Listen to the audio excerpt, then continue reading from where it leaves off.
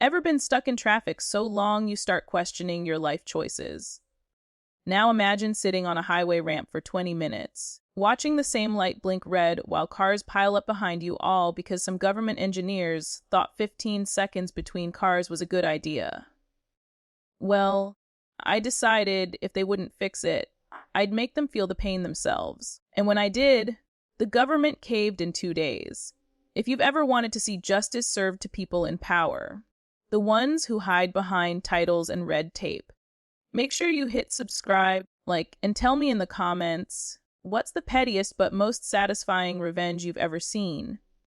Because today, we're diving into a story where one man's frustration turned into the perfect public takedown. Let me take you back to the early 2000s. Oregon. I drove the same route to work every day, a stretch of highway that connected my neighborhood to the rest of town. For years, traffic had been fine. Then one day, bright red metered ramp lights appeared out of nowhere. Now, if you're not familiar with these, they're designed to control the flow of cars entering a highway.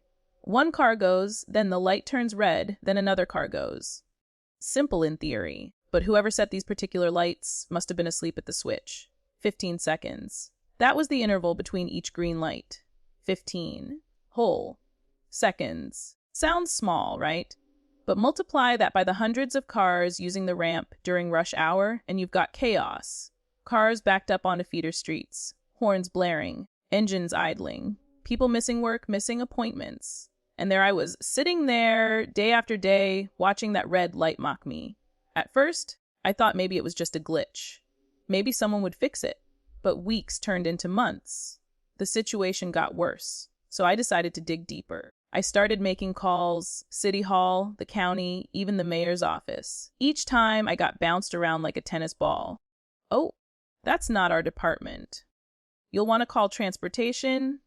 Sorry, sir, that's handled at the state level. Eventually, I found out the truth. The Oregon Department of Transportation, or ODOT, controlled the ramp lights. Okay, progress. So I called ODOT.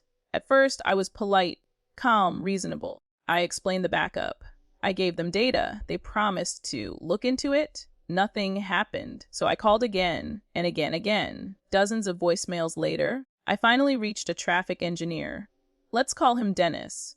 Dennis sounded like a man who'd rather be doing literally anything else. He gave me that bureaucratic monotone. Sir, the ramp timing is based on complex algorithms, and we can't just adjust it based on anecdotal feedback. Translation: we don't care. I asked who else was responsible, and he mentioned his colleague Bill. 2 engineers, 2 names, and just like that, an idea started to form. See, I grew up believing that when logic fails, accountability succeeds. If polite requests didn't work, maybe a little public pressure would. This was the early 2000s, before social media outrage was a thing. But what we did have was phone books. I flipped through one and, surprise, both Dennis and Bill had listed home phone numbers. That was all I needed. I went to the local hardware store, grabbed a 4x age sheet of plywood, and some bright red paint. Then I got to work. On that giant wooden board, I painted the following words in big, bold letters. Ike Rampi AGHTs. HLTHE Odo Dependers of Responden CBLE Flotrin. Danis Min 503. Sek X Gaxis Bill C's 523. Skexdax Des and Ehe M Kimco you many hate you Ike. It wasn't art, but it was beautiful. 2 hours later, I drove to the highway ramp, the same one causing chaos, and set up my sign right there by the road.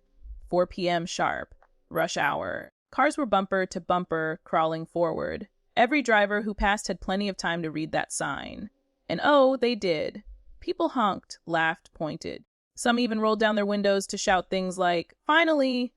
Someone said it!" Or, "Calling them right now!"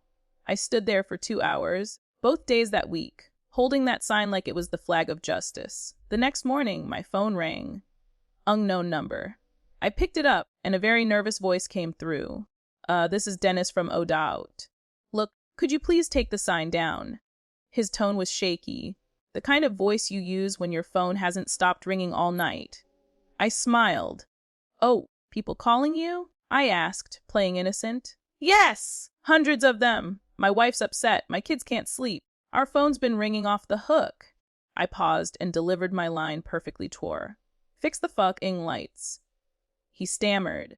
If I do, you'll stop with the sign. I repeated, slower this time, tor fix. The ficking lights silence. Then a resigned okay.